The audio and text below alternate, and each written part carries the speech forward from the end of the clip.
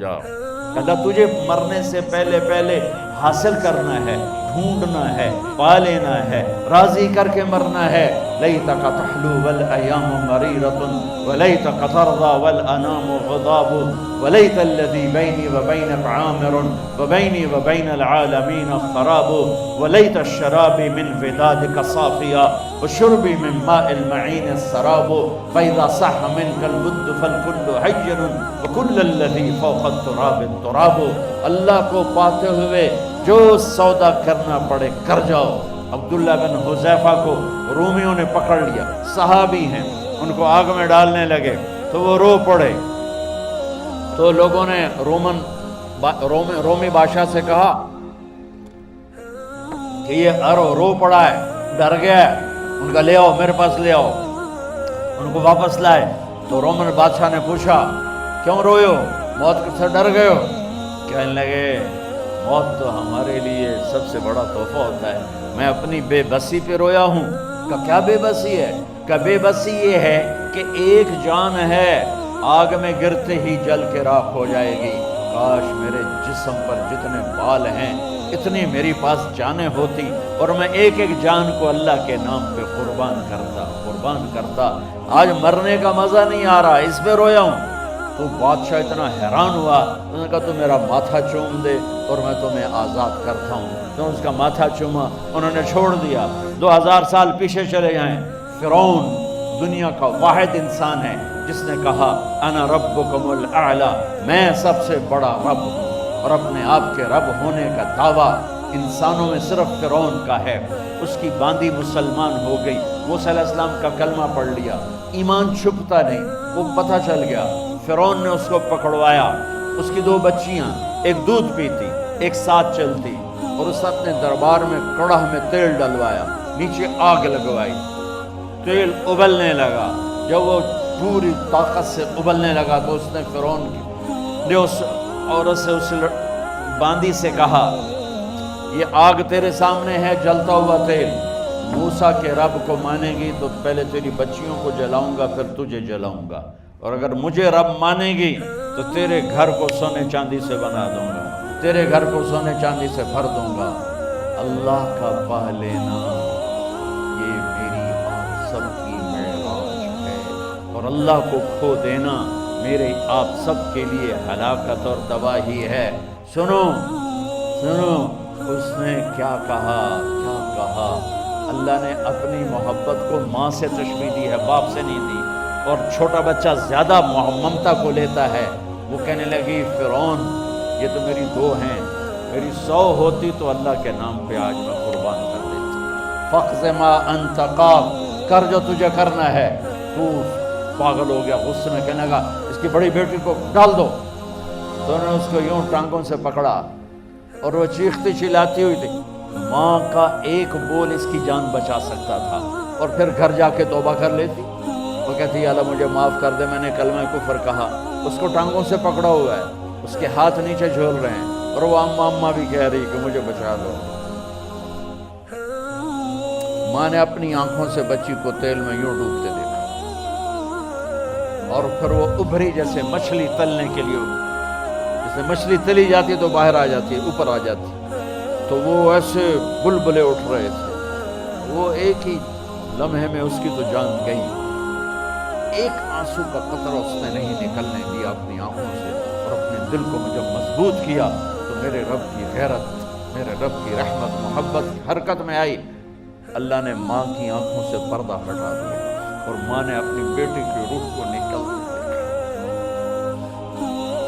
اور وہ کہہ رہی ہے اصبری یا ام فإن لک من الأجر کذا وکذا۔ ماں جی ڈرنا نہیں، صبر کرو، جنت تیار ہے، جنت تیار ہے۔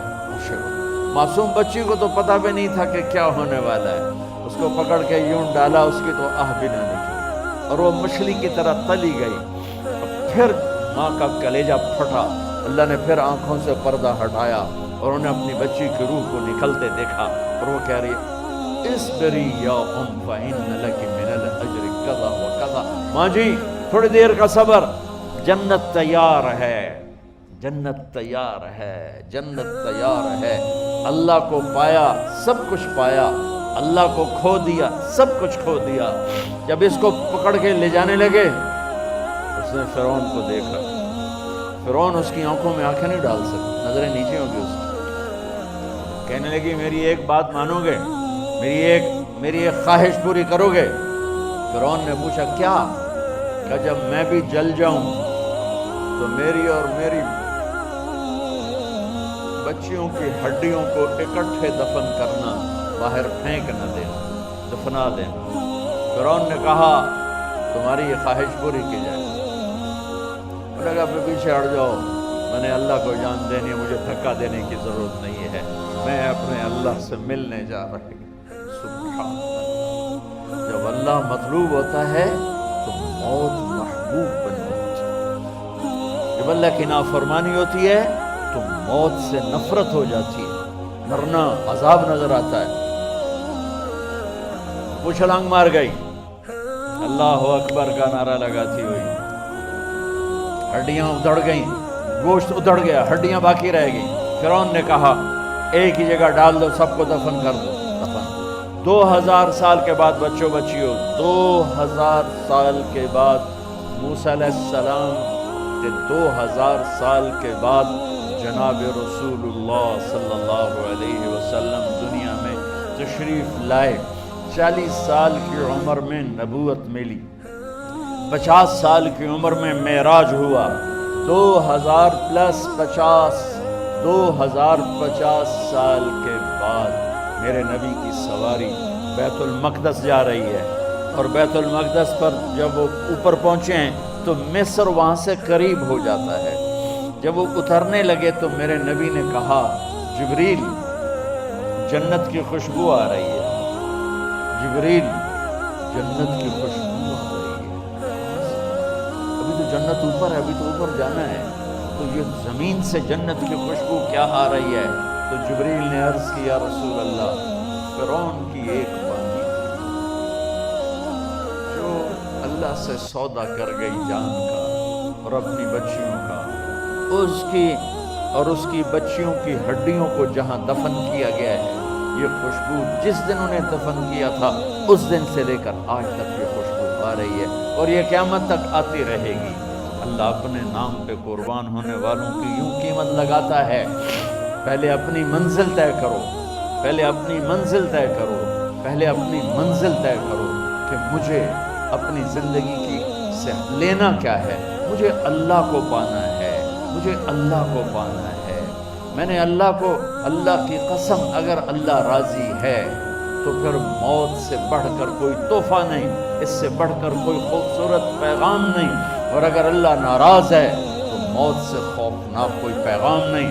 عمر بن عبدالعزیز 3 بر اعظم پر حکومت کی، عمر بن عبدالعزیز، بنو امیہ،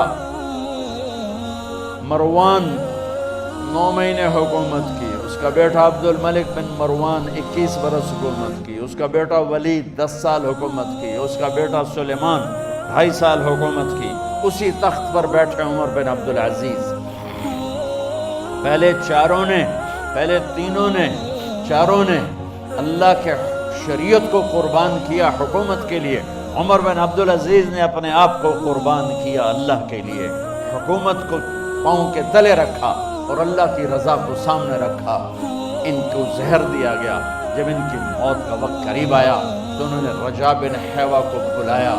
سننے والی بات ہے بچوں، ان سے فرمانے لگے سنو، میں نے 3 بادشاہوں کو قبر میں اتارا۔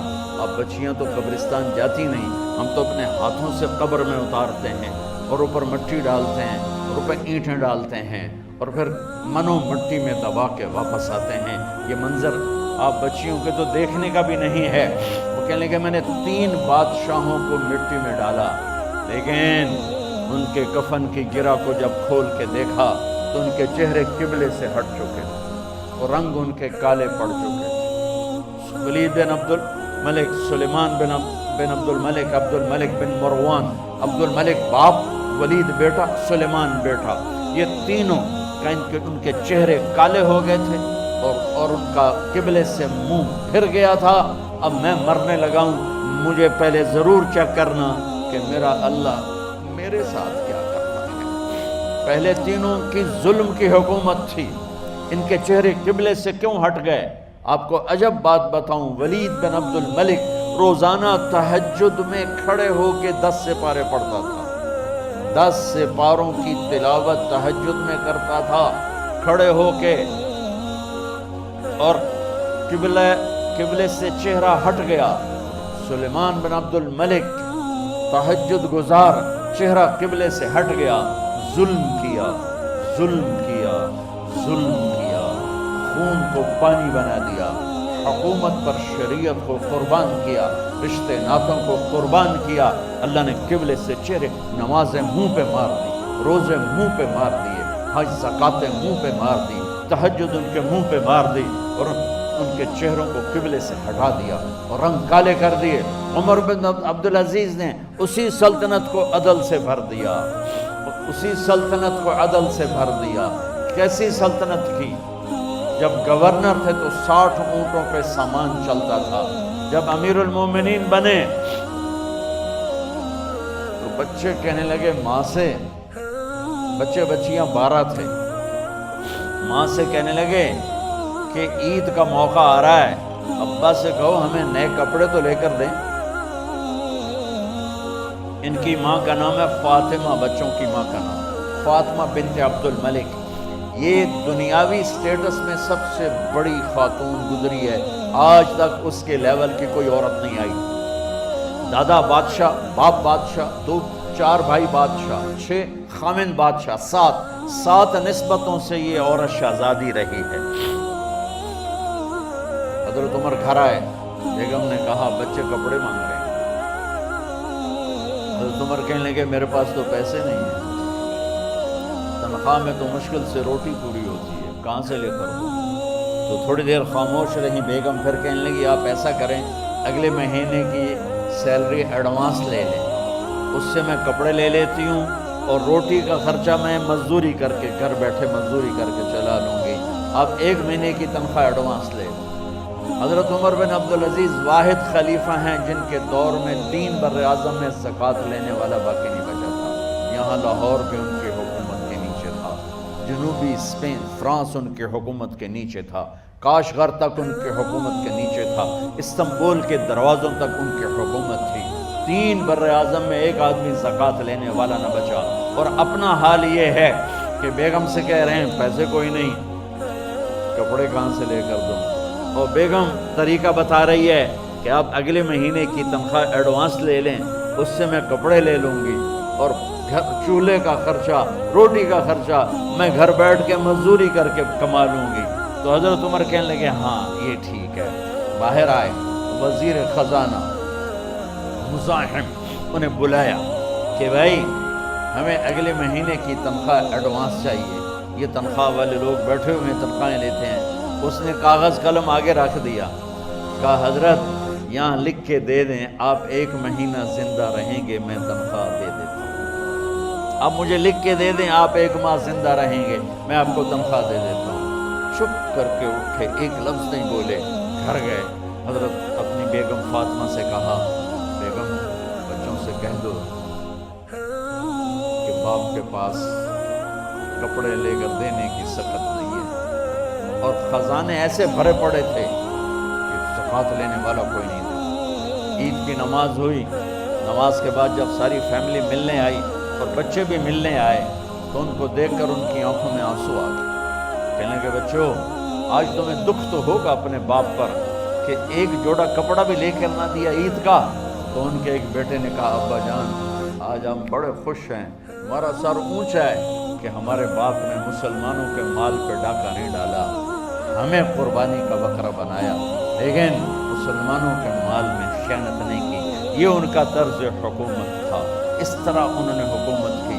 گھر میں تشریف لائے تو بیٹیوں سے بات کی تو انہوں نے منہ پہ ایسے دوپٹہ رکھا ہوا، منہ پہ دوپٹہ رکھ کے بات کریں تو فرمانے لگے کپڑا تو ہٹاؤ، دوپٹہ کیوں رکھا ہوا ہے؟ تو گھر کی خادمہ زور زور سے رونے لگی، کہنے لگی امیر المومنین آج آپ کی بیٹیوں نے کچا پیاز توڑ کے روٹی کھائی ہے تو وہ اس کی بو ہے منہ میں، آپ کو بو سے نفرت ہے اس لیے منہ پہ کپڑا رکھ لیا۔ تو حضرت عمر اتنا روئے کہ ان کی داڑھی تر ہو گئی۔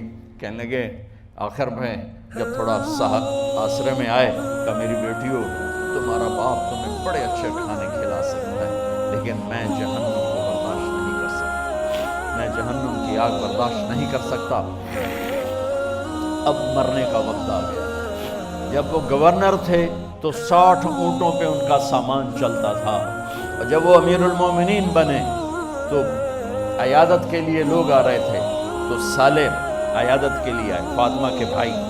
کپڑے دیکھیں امیر المومنین کے تو بہن کو ایک طرف کر کے فرمایا، بڑے نیک سرداروں میں سے تھے یہ مسلمہ بن عبد الملک، کہنے لگے امیر المومنین کے کپڑے تبدیل کروا دو، لوگ پوچھنے آ رہے ہیں تو میلے کپڑے اچھا نہیں لگتا۔ کہا جی بھائی کرواتی ہوں۔ اگلے دن جب وہ حال پوچھنے آئے تو پھر وہی کپڑے تھے، تو انہوں نے ان کو الگ جا کر کہا بہن میں نے تمہیں کہا تھا کپڑے بدلوا دیتی، کیوں نہیں بدلوائے؟ تو وہ رونے لگی، کہنے لگی کہاں سے بدلواؤں، جوڑا ہی ایک کہاں سے بدلواؤں؟ اور حکومت کتنی تھی؟ 3 بر اعظم، 3 بر اعظم حکومت۔ ہمارا تو پٹواری امان کا نہیں ہے، وہ 3 بر اعظم کی سلطنت لے کر ایک جوڑے میں اللہ سے ملنے جا رہے ہیں۔ جب ان کا انتقال ہوا، سلیمان بن عبد الملک کی ڈیڈ باڈی جب قبر کے قریب لائے اتارنے کے لیے تو ایسے ایسے ہلنے لگا، اس کا پورا جسم ہلنے لگا۔ تو اس کے بیٹوں نے کہا کہ ہمارے ابا زندہ ہیں۔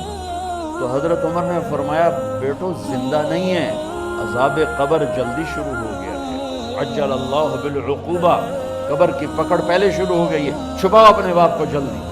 جب عمر بن عبدالعزیز کی ڈیڈ باڈی قبر کے قریب کی گئی اور ان کا بھائی اتارو بھائی، وہ باتیں شروع ہو جاتی ہیں، رومال ڈالو، چادر پکڑو، ادھر سے پکڑو، تو ایک دم ایسے ایک پرچہ ہوا میں اڑتا ہوا سب نے دیکھا، وہ آتے آتے آتے آتے آتے آتے یوں آ کے حضرت عمر کے سینے پر گر گیا۔ سب دیکھ رہے ہیں۔ جب پرچے کو اٹھا کے دیکھا گیا تو اس پہ ایک سطر پہ لکھا تھا بسم اللہ الرحمن الرحیم، اور دوسری سطر پہ لکھا تھا براءۃ من اللہ لعمر بن عبد العزیز من النار، یہ عمر کے لیے جہنم کی آگ سے نجات کا پروانہ ہے۔ 3 بر اعظم کی سلطنت لے کر وہ جنت کا پروانہ لے کر دنیا سے گئے۔ جب ان کو قبر میں اتارا گیا تو انہوں نے رجا بن حیوہ سے فرمایا تھا 3 بادشاہوں کے چہرے دیکھے قبلے سے پھر گئے، رنگ کالے پڑ گئے، مجھے تم نے دیکھنا ہے کہ کیا ہوتا ہے؟ تو رجا فرماتے ہیں جب میں قبر میں اترا اور ان کے کفن کی گرہ کو کھول کے دیکھا تو چہرہ قبلے کی طرف فکس تھا، اور مجھے یوں لگا جیسے 14ویں رات کا چاند قبر میں ہو۔